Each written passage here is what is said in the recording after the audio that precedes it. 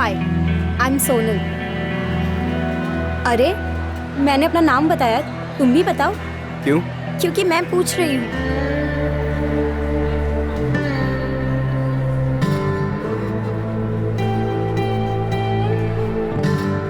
Excuse me, क्या चल रहा है ये सब? समोसा तो बहुत टेस्टी है। तुम जो ये अपना समझ के खा रही हो ना, इसके मैंने पैसे भरे, फ्री का नहीं है ये। एक काम करो, काउंटर पे जाओ, एक और कोल्ड ड्रिंक और समोसा ऑर्डर करो और सोनल का नाम ले लेना। तुमसे पैसे नहीं पूछेंगे। थैंक यू, बट नहीं चाहिए।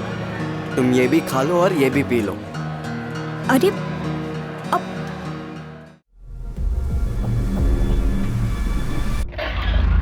सर, मुझे जिस लड़की का फोन आया था जो अपनी पहचान छुपा रही थी, उसने वो कॉल अहमदाबाद के किसी पीसीओ से किया था। उस लड़के ने ये भी बताया था ना कि जयेश और सोनल अहमदाबाद में। जी सर, और उसने ये भी बताया कि शेखर भाटिया नाम का एक सामाजिक कार्यकर्ता है जो घर से भागे हुए कपल्स की मदद करता है। सोनल और जयेश को रहने के लिए जगह भी शेखर भाटिया ने ही दिलवाई। सोनल, जयेश, आओ। अब ये शेखर भाटिया में बता सकता है कि अमित दवे और भावना राठौर कौन है, और अगर उन लोगों ने ही जयेश और सोनल को मारा था तो उनका मकसद क्या था? पारुल, शमशेर से कहो, इस शेखर भाटिया का पता लगा।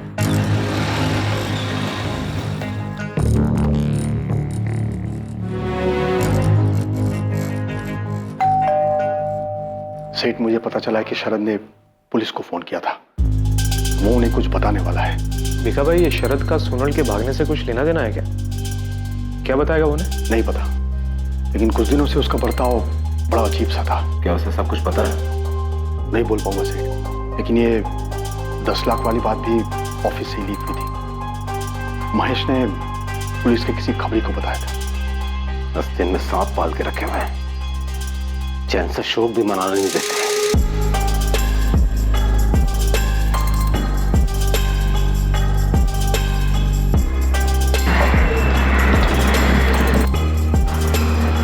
सर, मैं शरद राजपूत। डरो मत, अब तुम सेफ हो। गाड़ी में बैठो।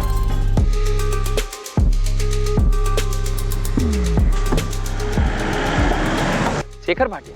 हाँ, फोटो फोन नंबर कुछ नहीं है, बस इतना जानते हैं कि अहमदाबाद में कहीं रहता है, जो घर से भागे हुए कपल्स की मदद करता है जो अलग बिरादरी में शादी करना चाहते हैं। आप मुझे 24 घंटे का टाइम दो, इसकी कुंडली आपके सामने रख दूँ। ये जयेश का दोस्त भरत राणा, इससे बात करो, अहमदाबाद में ही रहता है। ये दोनों सोनल और जयेश भी शेखर भाटिया के पास अहमदाबाद ही गए थे। किसी ने तो शेखर भाटिया के बारे में इनको बताया होगा। ये शेखर या तो जयेश का दोस्त होगा या तो सोनल की दोस्त शिल्पा या नताशा में से किसी ने इसके बारे में बताया होगा। मैं उनसे बात करती हूँ, तो तब तक शेखर भाटिया को लेकर।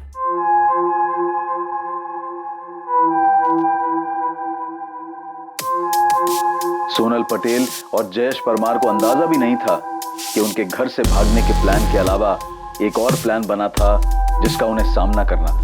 सोनल अपनी हदों को पार कर रही थी और मैंने उसकी मदद की थी सर, लेकिन मैं डर गया था जब मुझे पता चला कि किसी ने उन्हें मार डाला। सीधा और साफ बताओ, तुमने सोनल की क्या मदद की थी और किस बात के लिए उसे आगाह किया था? सर, सोनल मुझे राखी बांधती थी, भाई मानती थी मुझे वो। ये सब हम बाद में सुन लेंगे शरद, सीधे पॉइंट पे आओ। 17 अक्टूबर को सोनल ऑफिस आई थी, तब मैंने उसे 10 लाख रुपए चुराते हुए पकड़ लिया था।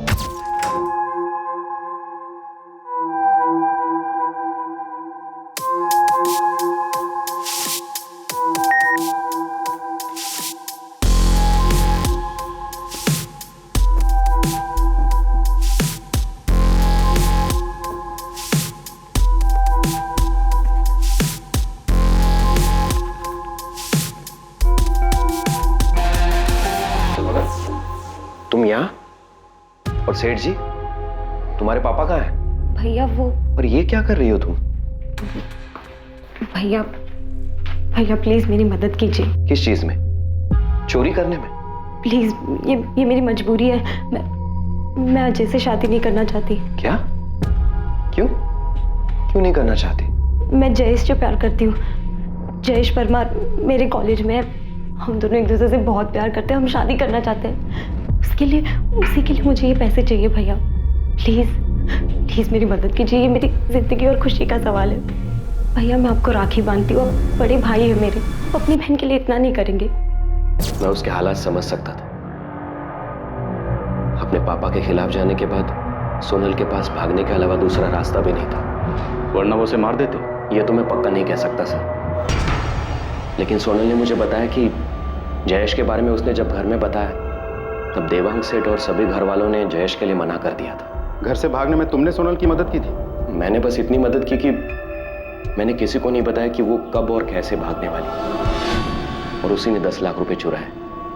मैंने सोनल से कहा था कि पहले मैं जयेश से मिलूंगा, और जब मुझे जयेश पर यकीन आ जाएगा तभी मैं उसे 10 लाख रुपए लेकर जयेश के साथ भागने दूंगा। भैया, मैं सोनल को हमेशा खुश रखूंगा। जयेश, तुम्हारे घर वालों को तुम्हारी इस प्लानिंग के बारे में पता है? नहीं, मैंने अभी तक किसी को कुछ नहीं बताया। जा कहाँ रहे हो तुम लोग? भैया, हम पहले यहाँ से सूरत जा रहे हैं और फिर उसके बाद फिर मैं वहाँ से पापा को फ़ोन करूँगी और ये बताऊँगी कि हम दिल्ली में हैं, ताकि वो हमें ढूंढ नहीं पाए। पर तुम लोग सूरत क्या करने जा रहे हो? हमारा एक प्लान बना है सूरत में, वहाँ पर बात हुई है किसी से। देखो, मैं समझ सकता हूँ तुम जो चाहते हो इसमें कुछ गलत नहीं है, और तुम दोनों बालिग हो, तो इसलिए तुम्हें कोई रोक भी नहीं सकता। हाँ, लेकिन अगर तुम लोग किसी प्रॉब्लम या मुसीबत में फंस जाओ तो फौरन वहां से निकल जाना। और सोनल, तुम मुझे कभी भी फोन कर सकती हो। हाँ, थैंक यू भैया। फिर वो चले गए। प्लान के मुताबिक सोनल ने सेठ को बताया कि वो दिल्ली में। अहमदाबाद के बारे में तो मुझे आइडिया भी नहीं था। सर, उनके जाने के बाद उन्होंने मुझे कभी फोन नहीं किया। सर, मेरे अलावा कोई और भी है जो उनकी मदद कर रहा था, और उसी से ये अहमदाबाद वाली बात बाहर निकली होगी, जिसके बाद दोनों मारे गए। तुम्हें पता है सोनल के पापा और भाई ने उन दोनों को मारा है, तो आधी कहानी बताने का कोई मतलब नहीं बनता शरद। कैसे मारा? सर, कैसे ये तो मुझे नहीं पता, लेकिन मुझे भी लगता है कि उन्होंने ही मारा होगा। सर, स्कूटर के चक्कर में आपने उन्हें बताया कि वो दिल्ली में नहीं सूरत में है। असल में आप लोगों ने जयेश और सोनल की जान खतरे में डाल दी। सर, सोनल के पापा बहुत बड़े आदमी हैं, उन्होंने ही दोनों को मार डाला, तो मुझे भी मार डालेंगे। सर, प्लीज प्लीज मुझे बचाइए। हमने सोनल के घर वालों को बताया कि वो दिल्ली में नहीं सूरत में है। इसी से देवांग पटेल और योगेश ने उनका पता लगाया और उन दोनों को मार डाला। सर, हमने तो सिर्फ इतना बताया था कि फोन सूरत से आया था। अब वो दोनों अहमदाबाद में किसी शेखर भाटिया के वहाँ छुपे बैठे, ये तो हमें भी नहीं पता था। और सर, वैसे भी अगर देवांग पटेल को सोनल को मरवाना ही था तो उसे कॉल रिकॉर्ड चेक करके भी पता चल सकता था। कॉल रिकॉर्ड्स निकलवाने में वक्त लगा, तब तक सोनल और जयेश को बचने का मौका मिल जाता। कैसे? मुझे नहीं लगता। हमने सूरत कहा था, अहमदाबाद के बारे में कैसे पता चला? सर, मेरी सोनल की फ्रेंड नताशा से बात हुई। उसने बताया कि सोनल के भाई योगेश ने उसे डरा धमकाकर ये उगलवा लिया कि सोनल और जयेश अहमदाबाद में छिपे थे, और योगेश ने ये तब पूछा जब हमने उन्हें बताया कि सोनल ने फोन दिल्ली से नहीं बल्कि सूरत से किया था। सोनल और योगेश हमारी वजह से मारे गए। नताशा, क्या सोनल के भाई और पापा ने किसी को भेजा था उनका मर्डर करने के लिए? पता नहीं सर, लेकिन जब पता चला कि सोनल ने फ़ोन दिल्ली नहीं बल्कि सूरत से किया था, तो योगेश भैया कॉलेज आए थे मुझसे बात करने, और वो बहुत दबाव डालने लगे मुझ पे। नताशा को इस सब के बारे में बिल्कुल भी नहीं पता था। सोनल और जयेश के साथ ऐसा भी कुछ हो जाएगा। नताशा, हम उन्हें कुछ नहीं करेंगे, तुम सिर्फ इतना बताओ कि सोनल है कहाँ। देखो, सोनल स्मार्ट है, पर इतनी नहीं कि अकेले ही सब कुछ करा। कौन हेल्प कर रहा है उनकी? देखो, अगर सोनल को कुछ भी हुआ ना तो तुम भी प्रॉब्लम में आ जाओगी, इसलिए बताओ कहाँ है वो? वो अहमदाबाद में है। अहमदाबाद में कहाँ है? नहीं पता भैया, पर इतना ही बताया था कि उन्हें अहमदाबाद में छुपने के लिए एक सेफ जगह मिल गई है। हाँ यार, मैंने सब कुछ सोच लिया है। पर तुम दोनों जाओगे कहाँ और रहोगे कहाँ? अहमदाबाद में। अहमदाबाद में कहाँ? है एक जगह जयेश ने ढूंढी है। पर सोनल, उसके बाद का क्या? कब तक भागते रहोगे तुम दोनों ऐसे? इतने पैसे तो लेकर जाएंगे ही कि कुछ दिन और कुछ महीनों तक चुपके रह सके। और इतने पैसे आएंगे कहाँ से? पापा के ऑफिस से। अरे नहीं नहीं नहीं, वो 10 लाख को रख लो, नहीं तो पता चला एक साथ पेमेंट लेने के चक्कर में ये 10 बिक है और महीनों तक चक्कर काटते रहेंगे हम। और सुनो, आज और कल जो है मैं वो साइट पे रहूंगा, तो ये पैसे जो है वो केबिन में रखवा देना, ठीक है? कल 17 अक्टूबर है। मैं पापा के ऑफिस से 10 लाख उठाऊंगी। उसके बाद मैं और जयेश यहाँ से दूर भाग जाएंगे और शादी करके अपना घर बनाएंगे। मुझे बहुत गिल्ट फील हो रहा है। मेरी वजह से योगेश भैया को पता चला कि वो दोनों अहमदाबाद में है। क्या तुम्हारे अलावा भी किसी को पता था कि वो दोनों अहमदाबाद में? नताशा, इस पूरी प्लानिंग में कोई और भी था उनके साथ? मुझे नहीं पता मैम, मुझे तो बस उतना ही पता है जितना सोनल ने मुझे बताया था। साहब, आप देवांग और उसके बेटे को खाली उठाना मत, उनको खूब तोड़ना, खूब मारना उनको। उन्होंने मेरे बेटे को मारा है। हमें सजा देनी ही थी तो अपनी बेटी को देते। हमारे बेटे को क्यों मारा? उदय जी, दामिनी जी, अभी हमारे पास कोई ठोस सबूत नहीं है कि देवांग भाई और उनके बेटे ने ही सोनल और जयेश को मारा है। हम पूछताछ कर रहे हैं। अभी हमें सिर्फ इतना पता चला है कि सोनल और जयेश अहमदाबाद में कहाँ रहते थे। हम हर एक पहलू पे नजर रखे हुए हैं। जयेश को इंसाफ मिलेगा, सोनल को भी। सर मुझे लगता है मुझसे बहुत बड़ी गलती हो गई। आप सही कह रहे थे, दोनों बालिके अपनी जिंदगी जीना चाहते हैं, जीने दो। मैंने फिजूल में इस केस को खोला। पारुल, अब ये सोचने का कोई फायदा नहीं कि हमें क्या करना चाहिए था क्या नहीं। हम सिर्फ इतना पता करना चाहते थे कि जयेश और सोनल सेफ हैं या नहीं, और शायद हमारी इसी कोशिश ने उन्हें खतरे में डाल दिया और कातिल उन तक पहुंच गए। सर हमें किसी भी हाल में दोनों को न्याय दिलवाना चाहिए। जयेश के दोस्त भरत राणा को उठा लो, उसके बाद शेखर भाटिया को, उसके बाद अमित दवे और भावना राठौर को। हमें असली कातिल तक पहुंचना है और उन सब लोगों तक भी पहुंचना है जिन्होंने किसी भी तरह से सोनल और जयेश का कत्ल करने में कातिल की मदद की।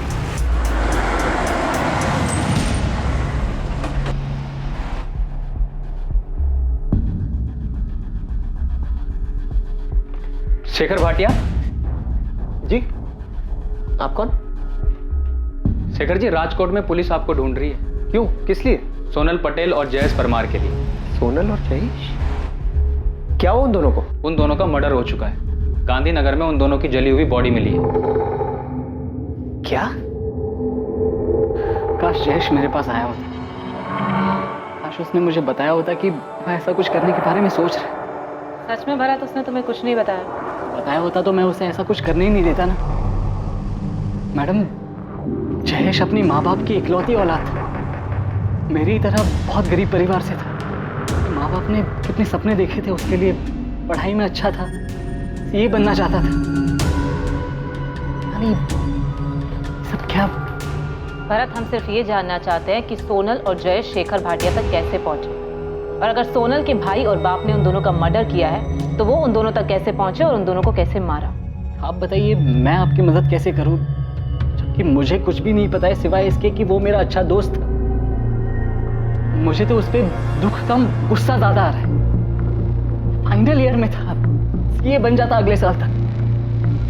पूरी लाइफ पड़ी थी उसके सामने, लेकिन नहीं, शादी और प्यार का भूत सवार हो गया। भरत, अब जो हो चुका उससे बदला नहीं जा सकता। तुम हमें बस। मैडम, मैं भी आपसे यही कह रहा हूँ कि जो हुआ है उसके बारे में मुझे कुछ नहीं पता है।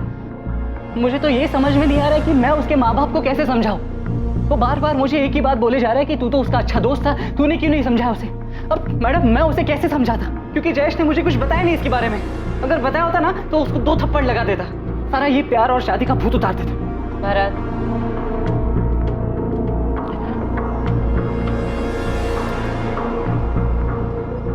सॉरी मैडम,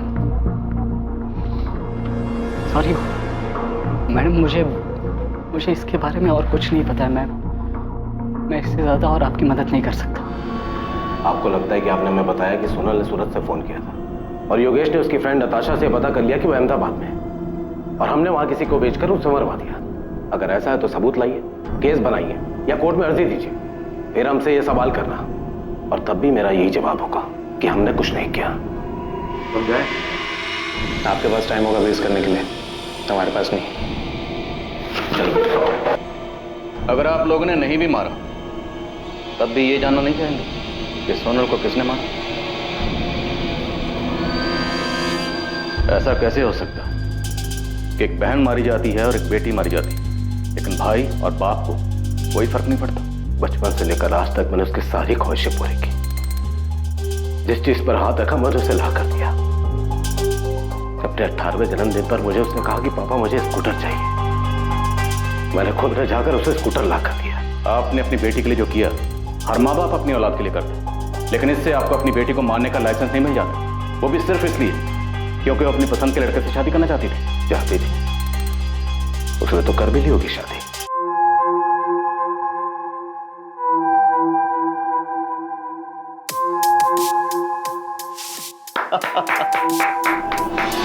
हम उसे सिर्फ इसलिए ढूंढ रहे थे ताकि उसे ये बोल सकें कि उसने जो कुछ किया है ठीक है।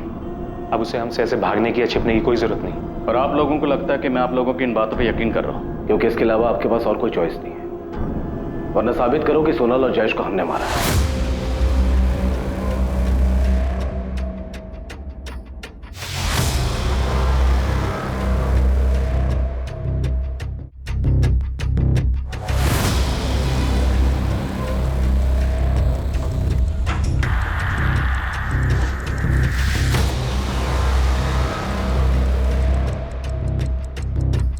अमित, हम कब तक ऐसे भागते रहेंगे?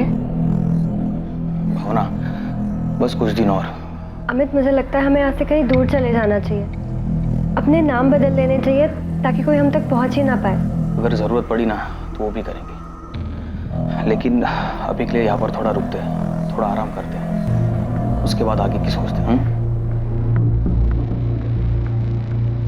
आई एम सॉरी सर, मैं जानता हूँ आप लोग पुलिस ऑफिसर्स हैं और अपनी कार्यवाही कर रहे हैं, लेकिन मेरा काम यह है कि मेरे पास घर से भागे जो कपल्स आते हैं मैं उन्हें अपने यहाँ सुरक्षित रखूँ और उन्हें गारंटी दूँ कि उनकी डिटेल्स किसी को नहीं दी जाएगी। शेखर भाटिया, हमारे पास इन्फॉर्मेशन कि सोनल और जयेश का मर्डर अमित और भावना ने किया। मुमकिन है सोनल के पिता को पता चल गया होगा कि वो दोनों यहाँ हैं और उन्होंने अमित के जरिए दोनों का मर्डर करवा दिया। ये कैसी बात कर रहे हैं आप ऑफिसर?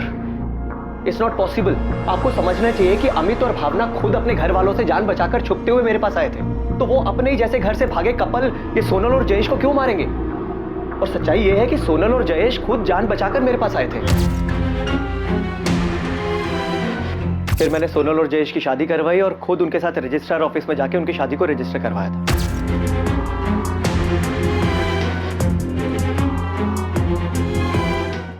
सर 19 अक्टूबर से 2 नवंबर पूरे 2 हफ्ते वो यहीं पर मेरे दिए रूम में रहे, और जब वो यहाँ से जाने लगे तो मैंने उनसे पूछा भी था कि क्या उन्हें पूरा यकीन है कि यहाँ से बाहर जाकर वो लोग सेफ रहेंगे, क्योंकि पता नहीं क्यों मुझे उनके लिए डर था।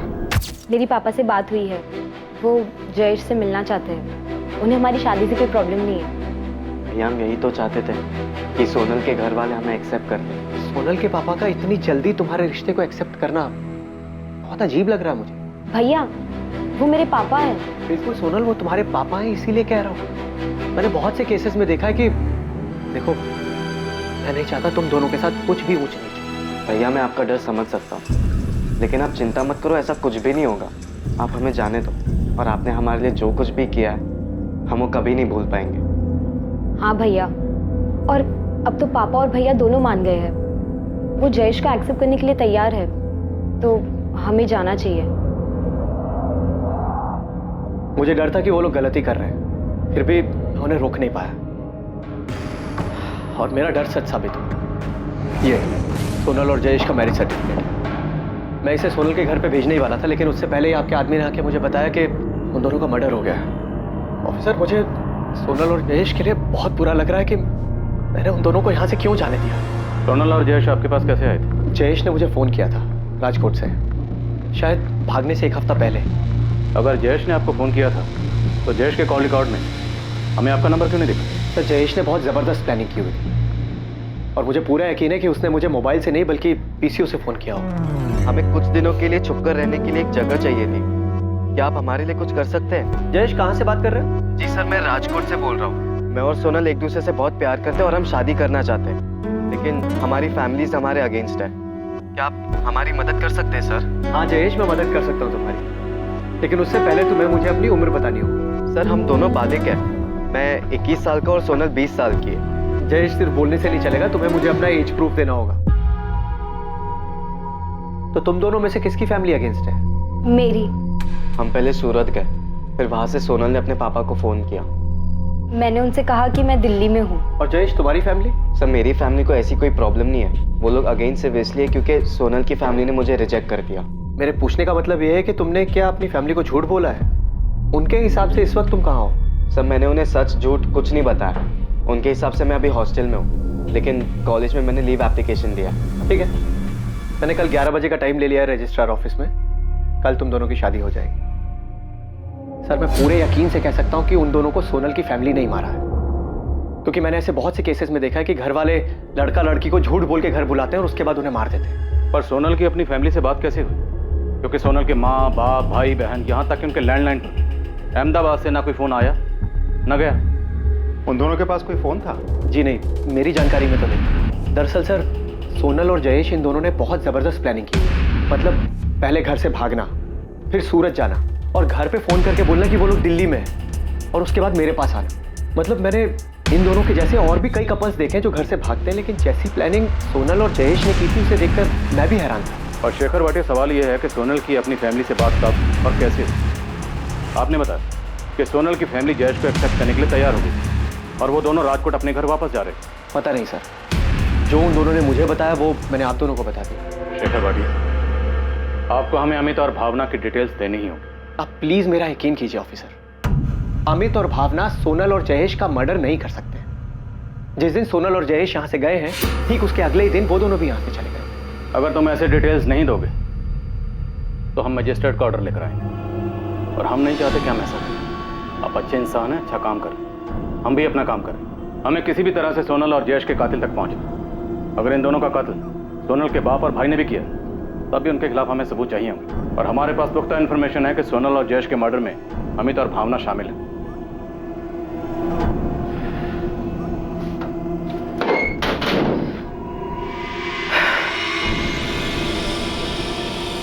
ये देखिए, इसमें उन दोनों का भावनगर का एड्रेस है जहां उनकी फैमिलीज रहती है। लेकिन मेरी आप लोगों से रिक्वेस्ट है कि प्लीज इन दोनों के बारे में इनकी फैमिलीज को नहीं पता चलना चाहिए, वरना इनके साथ भी वही होगा जो सोनल और जयेश के साथ हुआ।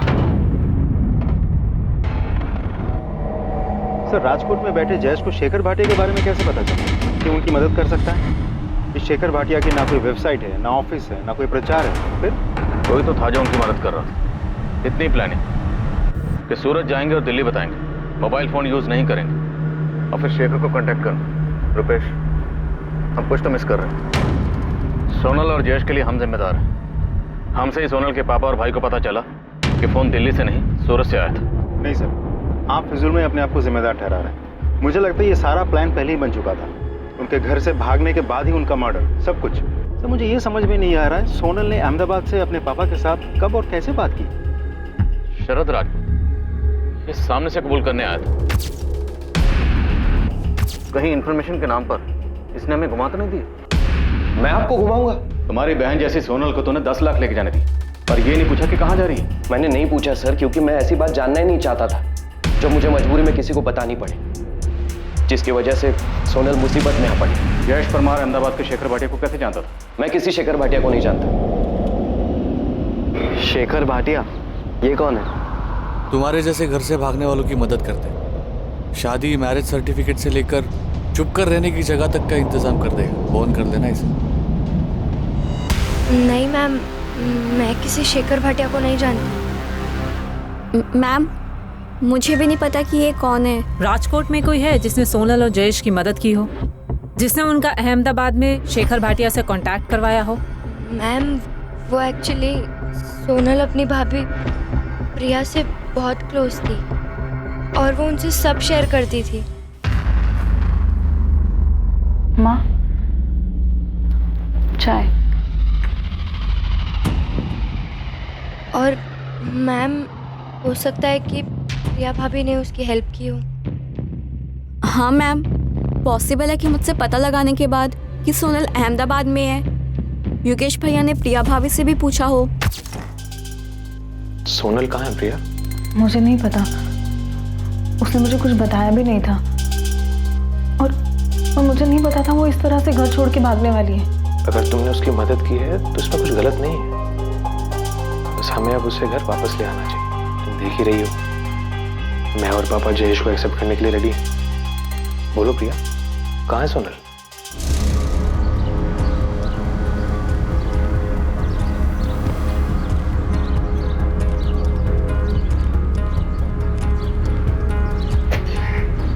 प्रिया, गाड़ी में बैठ। इस बार बातचीत थोड़ी लंबी चली।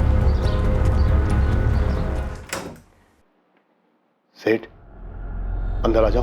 हाँ। सेठ, आज सुबह पुलिस वाले मुझे पूछताछ के लिए लेके गए थे। 36 तरीके से 36 सवाल पूछा उन्होंने। ये भी पूछा कि आपके और योगेश के पास कोई दूसरा नंबर है क्या। और सेठ, मुझे नंबर देना पड़ा, वरना वो लोग मुझे छोड़ते ही नहीं। भीखा भाई जी, आप मेरे सबसे ईमानदार आदमी हो। जी सेठ, आपको कोई शक है? नहीं, शरद पे मुझे गुस्सा नहीं है। उसने जो किया सो किया, पर इस बात का दुख है कि जब सोनल यहाँ पर आई थी तभी आपको मुझे फोन करके बता देना चाहिए था। मुझे कैसे पता होता सोनल बेबी ये सब करेगी? वो आपकी लाडली भी थी। अगर उसने कहा कि उसे आराम करना है, केबिन खोल दो, तो मैं मना कैसे कर सकता सेठ?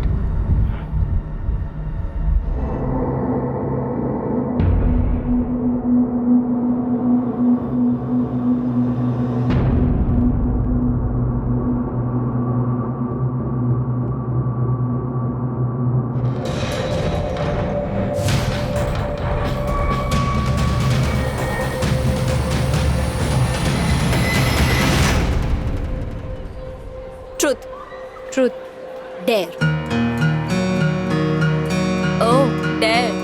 तुझे वो जो रेड चेक शर्ट में लड़का दिख रहा है, तुझे उसके टेबल पर जाना है। वहाँ पर जाकर उसकी कोल्ड ड्रिंक पीनी है, समोसा खाना है, उसका नाम और फोन नंबर लेकर आना है, फिर वापस यहाँ आकर उसको फोन करना है। ये कोई डेयर नहीं है, ये तो एक पूरा चैप्टर है। बस सोनल रहने दो, हमें पता था कि एक तो तू खुद डेयर लेगी, फिर तुझे कुछ नहीं होगा। ठीक है, ये भी कर लेती हूँ। Let's see.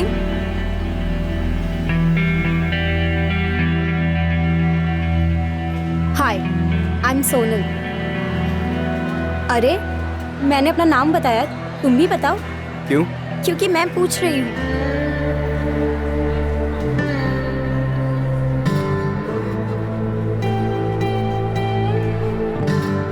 एक्सक्यूज मी, क्या चल रहा है ये सब? समोसा तो बहुत टेस्टी है। तुम जो ये अपना समझ के खा रही हो ना, इसके मैंने पैसे भरे, फ्री का नहीं है ये। एक काम करो, काउंटर पे जाओ, एक और कोल्ड ड्रिंक और समोसा ऑर्डर करो और सोनल का नाम ले लेना, तुमसे पैसे नहीं पूछेंगे। थैंक यू, बट नहीं चाहिए। तुम ये भी खा लो और ये भी पी लो। अरे अब हेलो, अब तक तो बेसिक इंट्रो भी नहीं हुआ, अपना नाम तो बताओ। क्यों बताऊं मैं तुम्हें अपना नाम? कौन हो तुम? अभी तो अंदर बताया, मेरा नाम सोनल है। अच्छा, एक्चुअली ना मुझे ना डेयर मिली थी, प्लीज अपना नाम और नंबर दे दो, वरना मेरी दोस्त ना मेरा जीना मुश्किल कर देंगे। मैं ना ही तुमको अपना नाम बता रहा हूँ और ना ही मैं तुमको अपना नंबर दूँ।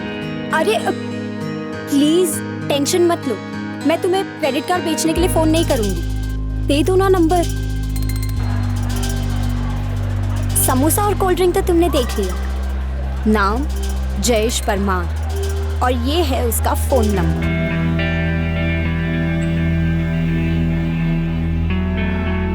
हाय हाय बाय। कितना इंसान। Hello hi hello.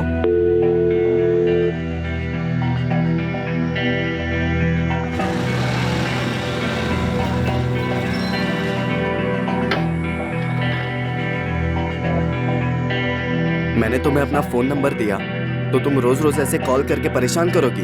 मैं तो सिर्फ हाय बोलने के लिए कॉल करती हूँ, अब तुम्हें हाय बोलना भी परेशानी लगती है? नहीं, पर हाय बोल के कॉल काट क्यों देती हो? क्योंकि मुझे सिर्फ उतना ही बोलना होता है।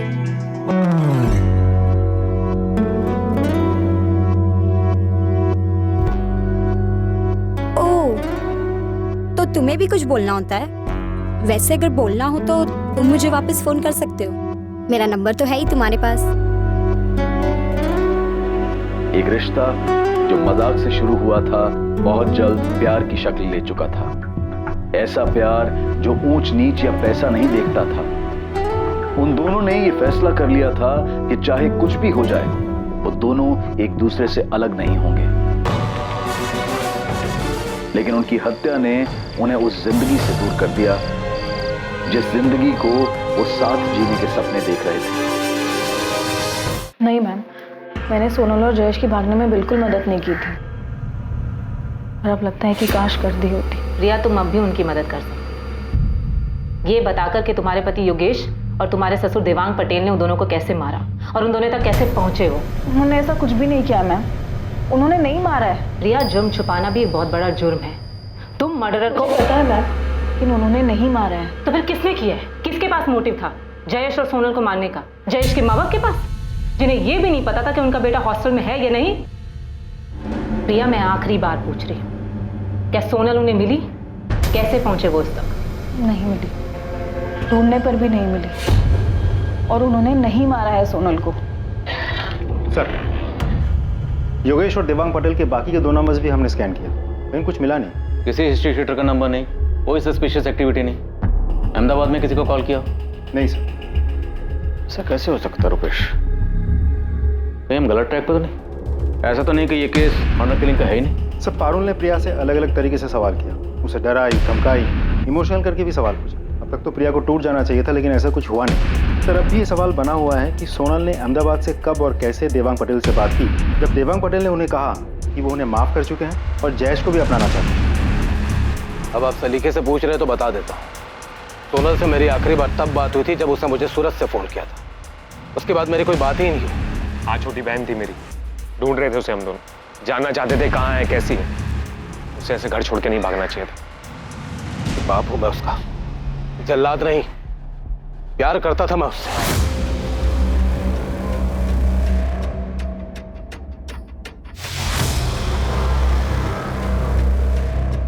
सर, शमशेर का फोन आया था। उसने भावनगर में अमित के किसी दोस्त के जरिए अमित दवे और भावना राठौर का पता लगा लिया है। कहाँ है वो दोनों? अहमदाबाद के किसी लॉज में छुपे बैठे हैं। सर, हम दोनों बालिग हैं और हमने अपनी मर्जी से शादी की है। सर, आप अगर हमें हमारे घर वालों के पास भेज देंगे तो वो हमें पक्का मार देंगे। तो खुद को बचाने के लिए तुम लोगों ने सोनल और जयेश को मारा, ताकि जब जली हुई लाशें मिले तो सबको यही लगे कि तुम लोग मर गए और उसके बाद तुम लोग आजाद हो जाओ। यही प्लान बनाया था ना तुम दोनों ने? ये आपको किसने बताया? ये छोड़, आगे बोल। ये आपको राशि ने बताया? जिसने भी बताया हो, प्लान तो तुम्हारा ही था ना। सर, आप उस राशि की बातों में आ गए। हम ऐसा क्यों करेंगे? बेचारे सोनल और जयेश भी हमारी तरफ अपने पापा के डर से अपने घर से ही भागे हुए थे सर। और हम सब, यहाँ तक कि राशि और उसके हस्बैंड रौनक भी शेखर भैया के घर पे अहमदाबाद में छुपे हुए थे। और हम सब ने साथ में मिलकर बहुत अच्छा टाइम बिताया सर। हम क्यों मारेंगे सोनल और जयेश को? उनकी तो नई नई शादी हुई थी, हमारी तरह वो भी बहुत खुश थे और हम सब अच्छे दोस्त बन गए थे। और सर, मुझे मालूम है आपको ये राशि नहीं बताया कि मैंने राशि को बताया था। तो खुद को बचाने के लिए किसी को भी मार दोगे? ऐसा मैं नहीं, अमित कह रहा था।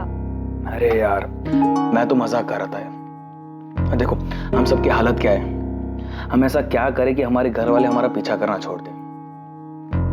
तो बस मैं ऐसे ही फालतू की आइडियाज फेंक रहा था यार। और मैंने कहीं पे देखा हुआ था कि 2 लोगों की लाश मिलती है और लोग उन्हें किसी और की समझ लेते हैं। तो तुमने सोचा तुम किन्हीं 2 लोगों को मार दोगे और तुम्हारे घर वाले सोचेंगे कि तुम और भावना मर गए। अरे यार, वो तो मैंने ऐसे ही बोला था यार। क्या मैं सच में ऐसा करूंगा? सर, मैंने ऐसे ही बोला था उसको, लेकिन राशि ने कुछ ज्यादा ही सोच लिया था। इसलिए आप लोगों को उसने बोला कि हमने सोनल और जयेश को। सर, सोनल और जयेश के मर्डर के बाद तो हम खुद डर गए थे। जैसे ही हमने नेट पे पढ़ा उनके मर्डर के बारे में, हमने अगले ही दिन शेखर भैया का रूम छोड़ दिया। फोन है तुम दोनों के पास? हाँ सर, हमने अहमदाबाद से प्रीपेड सिम कार्ड खरीदे थे। दोनों अपना नंबर दो। शेखर भाटिया, जिसने तुम लोगों को छुपने की जगह दी थी, उसने हमें बताया कि सोनल की अपने पापा से बात हुई थी। सोनल के पेरेंट्स जयेश को एक्सेप्ट करने के लिए राजी थे, इसलिए सोनल और जयेश राजकोट वापस जा रहे थे। जिस दिन उन दोनों का मर्डर हुआ उस दिन तुम दोनों वहीं थे। तुम लोग क्या जानते हो इस बारे में? सर, जहाँ तक मुझे पता है सोनल की अपने पापा से कोई बात नहीं हुई थी। तुम्हें पता है कि सोनल कहाँ जा रही थी? सर, मैं और अमित तब शेखर भैया के रूम पे ही रह रहे थे जब सोनल और जयेश वहाँ से गए। सोनल बता रही थी कि वो गांधीनगर शिफ्ट हो रहे हैं। एरिया का तो अभी पता नहीं, लेकिन गांधीनगर में कहीं लेंगे घर। अच्छा, अपना खुद का? खुद का तो अभी नहीं, देख रहे अभी फिलहाल रेंट पे, शायद बात चल रही है बस। गुड यार, all the best Sonal. Thanks यार। बस एक बार घर ले लियो और सब कुछ सेट कर ले, फिर मैं तुम्हें फोन करती हूँ। आना तुम दोनों। बिल्कुल, पक्का आएंगे। सोनल और जयेश गांधीनगर में घर रेंट पे ले रहे थे? हाँ सर। कौन दिलवा रहा था? पता नहीं सर, सोनल और जयेश ज्यादा कुछ बताते नहीं थे। सर, कोई तो था जो उन्हें वहाँ घर दिलवा रहा था। क्या? गांधीनगर में घर रेंट पे? मतलब वो राजकोट जा ही नहीं रहे थे? जी शेखर जी, ये अमित और भावना से अभी अभी हमें पता चला है। इसका मतलब उन दोनों ने मुझसे भी झूठ बोला। पर क्यों? शेखर जी, क्या आप हमें बता सकते हैं कि वो कौन है जो उन्हें गांधीनगर में घर दिलवा रहा था? नहीं सर, इस बारे में तो मुझे कोई आइडिया नहीं है। बल्कि अगर मुझे पहले से पता होता तो मैं खुद वहां जाकर चेक करता कि वहां सब ठीक है कि नहीं। उन्हें इस तरह से अपनी जिंदगी खतरे में नहीं डालने देता सर। एक मिनट भावना, तुमने अभी कहा कि वो गांधीनगर में शिफ्ट करने के बाद तुम्हें कॉल करने वाली थी। बस एक बार घर ले लियो और सब कुछ सेट कर ले, फिर मैं तुम्हें फोन करती हूँ। हाँ, उसने कहा था वो कॉल करेगी। और अगले दिन 3 नवंबर को जब हम शेखर भैया का रूम छोड़ के जा रहे थे, मैंने उसे कॉल भी किया था, पर उसका फ़ोन स्विच ऑफ आ रहा था। और अगले दिन पता चला कि उन दोनों का मर्डर हो गया। सोनल का फोन स्विच ऑफ आ रहा था? सोनल के पास फोन था? सोनल और जयेश दोनों अपना फोन राजकोट में ही छोड़कर गए थे? नहीं सर, फोन था। वो दोनों एक ही फोन यूज कर रहे थे।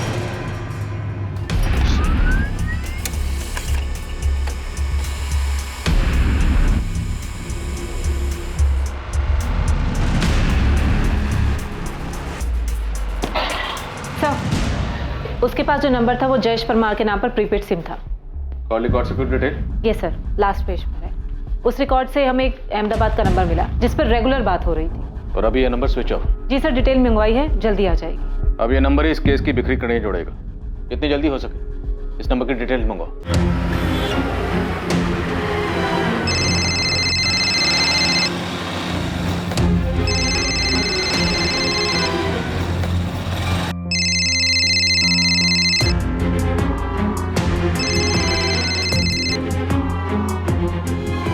भरत राणा, तेरी सब इंस्पेक्टर रुपेश से फोन पे बात हुई, उसके बाद तू मुझसे भी मिला था। हाँ, वो जयेश के बारे में ना। फिर तूने हमें ये क्यों नहीं बताया कि जयेश ने अहमदाबाद आने के बाद अपने और सोनल के लिए एक प्रीपेड नंबर लिया था और तेरे पास भी अहमदाबाद का दूसरा नंबर था जिससे तू हर रोज जयेश से बात करता था। तुझे क्या लगा हम यहाँ तक पहुंच नहीं पाएंगे? पर हम पहुंच गए। अब तू सोच कि तू कहाँ पहुंचेगा।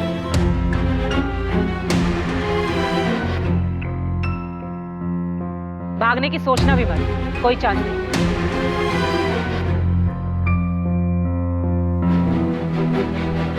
एक्टिविस्ट ये तुम्हारे जैसे घर से भागने वालों की मदद करते हैं। ये शादी, मैरिज सर्टिफिकेट से लेकर छुप कर रहने की जगह तक का इंतजाम कर देंगे। फोन कर लेना। Thank you Bharat. अबे थैंक यू क्यों बोल रहा है? बचपन का दोस्त हूं मैं तेरा, तेरे काम नहीं आऊंगा। जब जयेश परमार के पिता ने सोनल के घर वालों से बात करने से मना कर दिया, जब सोनल के घर वालों ने जयेश से मिलने तक से मना कर दिया, तब सोनल और जयेश ने घर से भाग जाने का प्लान बनाया। और तब जयेश ने तय किया कि वो अपने बचपन के दोस्त भरत राणा से बात करेगा और सोनल के साथ भागने में भरत की मदद लेगा।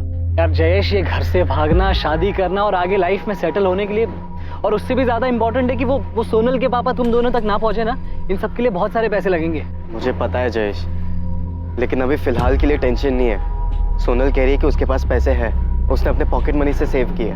तू पॉकेट मनी के भरोसे घर से भाग रहा है? नहीं यार, लेकिन सोनल पैसे अरेंज कर लेगी। अरे भाई कितना कर लेगी? कितना तो नहीं पता, लेकिन 2-4 लाख तो कर ही लेगी वो। सही है, क्योंकि लाखों की जरूरत पड़ेगी हमें। यार भरत भाई, एक हेल्प कर देना, रेंट पे घर दिला दे प्लीज। तू टेंशन मत ले, मैं सब अरेंज करवा दूंगा।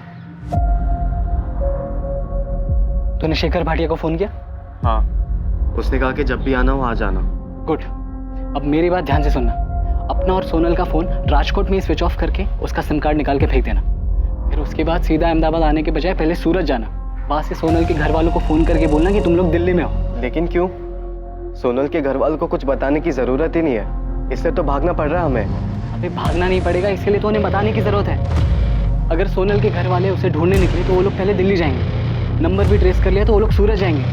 वो सोच ही नहीं पाएंगे कि तुम लोग अहमदाबाद में हो। अच्छा, ये सही है, तो फिर हम ऐसा ही करेंगे। भाई सब ठीक तरीके से करना है ना, तो उसके लिए प्रॉपर प्लानिंग और पैसों की जरूरत पड़ती है। प्लान मैं बनाता हूँ, तो पैसे का देख। वो 5 लाख का इंतजाम हुआ? हाँ वो हो जाएगा, इसलिए हम कल ही भाग जाएंगे। सोनल कह रही थी कि उसके पास 10 लाख है। 10 लाख? हाँ, वो कह रही कि वो 10 लाख रुपए लेकर आएगी। चल, फिर तो टेंशन ही खत्म। सोनल और जयेश को अंदाजा भी नहीं था कि घर से भागने के उनके प्लान के अलावा एक और प्लान बना था, उन्हें लूटने का और शायद उन्हें मारने का भी।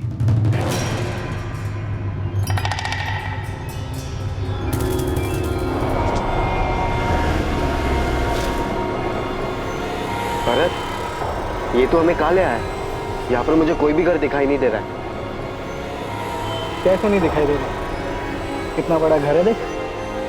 यहाँ पे सिर्फ तुम दोनों ही हो और कोई नहीं आएगा यहाँ।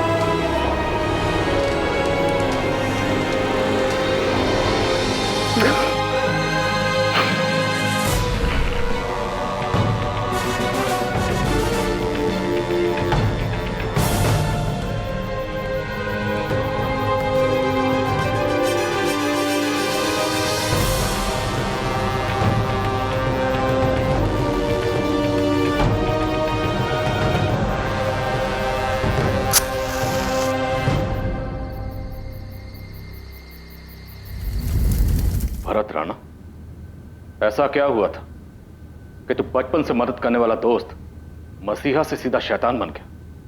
पैसे मिले थे दोनों को मारने के, किसने दिए?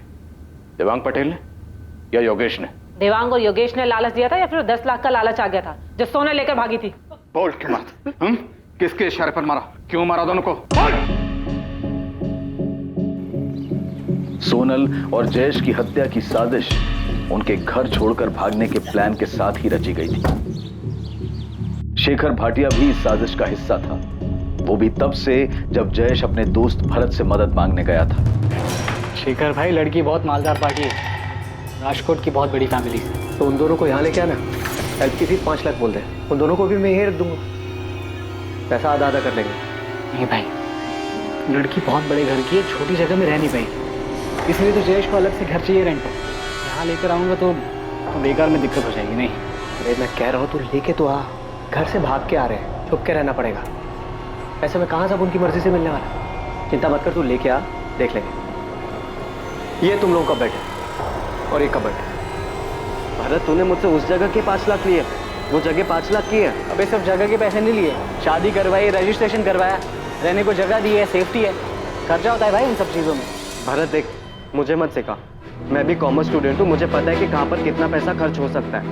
भरत भाई, हम ऐसे 10 लोगों के बीच में इतनी कम स्पेस में नहीं रह सकते, हम दोनों को अपना खुद का घर चाहिए। तो बड़े घर के लिए बड़ा पैसा लगता है, 5 लाख रुपए में यही मिल सकता है। लेकिन भरत, जब मैंने तुझसे बात की थी तब तूने मुझे कहा था कि इतने पैसों में आराम से एक घर मिल जाएगा रेंट पे, और थोड़ा और आगे जाएंगे तो 1 रूम किचन मिल जाएगा, वो भी खुद का। जयेश यार, मैंने तुझे शेखर भाई के साथ मेन सिटी में रखा है, अब ऊपर से तू बोल रहा है। सॉरी भरत, हम यहाँ पर नहीं रह पाएंगे। हाँ तो मेरी तरफ से भी सॉरी यार, क्योंकि 5 लाख रुपए में यही मिल सकता है। लेकिन तूने पहले तो कहा था कि हो जाएगा सब कुछ। हाँ तो मैं तो अब भी बोल रहा कि हो जाएगा, बस 5 लाख रुपए और चाहिए, सिंपल। भरत, तुझे पहले 5 लाख दिए, अब तुझे और 5 लाख चाहिए। खुद का घर मिलना इतना आसान नहीं है, एक तो तुम दोनों घर से भागे हो यार, सारे इंतजाम करने पड़ेंगे। सोनल अपने पिता के ऑफिस से 10 लाख चुरा कर लाने वाली है, ये जयेश ने भरत को पहले ही बता दिया था। इसलिए भरत के लिए दोस्त की मदद करने की बजाय ये एक झटके में बड़ी रकम कमाने का मौका बन गया था। अब क्या करना है? वो लोग तो जान खा रहे, बोल तो दिया कि गांधीनगर में घर दिखाऊंगा, लेकिन अब कहाँ लेके जाओ? अरे ले जा कहीं भी और छोड़ के वापस आ जा। कुछ तो करना पड़ेगा। और राजकोट पुलिस का भी फोन आया था, सोनल का स्कूटर मिला है उन्हें, वो जयेश के माँ बाप का भी फोन आ रहा था। सुन, मेरा एक दोस्त है राजू, इन दोनों को उसके साथ गांधीनगर ले जा और वहां जाकर सल्टा दे। सल्टा दे मतलब मार डालू? हाँ, देखिए पैसे तो हमें मिल ही गए, बाकी के और 1-2 लाख जो होंगे वो भी हमारे हो जाएंगे। मार के जला देते हैं इन्हें, वैसे भी घर से भागे हुए हैं, किसी को कुछ पता नहीं चलेगा कि कहां गए। अरे ज्यादा सोच मत, मैं कह रहा हूं ना मार देते हैं, कहीं अगर पकड़े गए तो हमारे लिए लेने के देने हो जाएंगे। और तू बोल रहा था ना लड़की का बाप बड़ा आदमी है, छोड़ेगा नहीं हमें।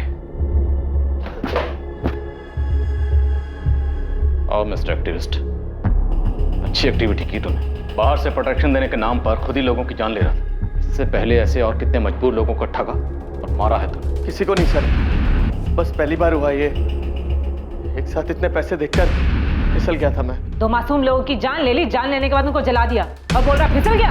रुपेश, दोनों की ऐसी कुटाई करना कि इनकी चीखें मेरे केबिन तक सुनाई दे।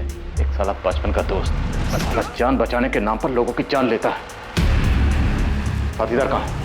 वो तीसरा साथीदार राजू कहाँ है?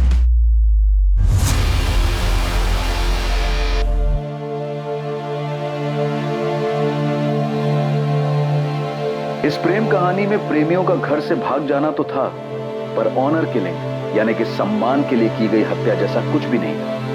2 युवा प्रेमियों के परिवार वाले उनके घर से भाग जाने की प्लानिंग से अनजान थे इस बात से कि एक दोस्त ने पैसों के लालच में उनके बच्चों को मारने का प्लान बनाया था।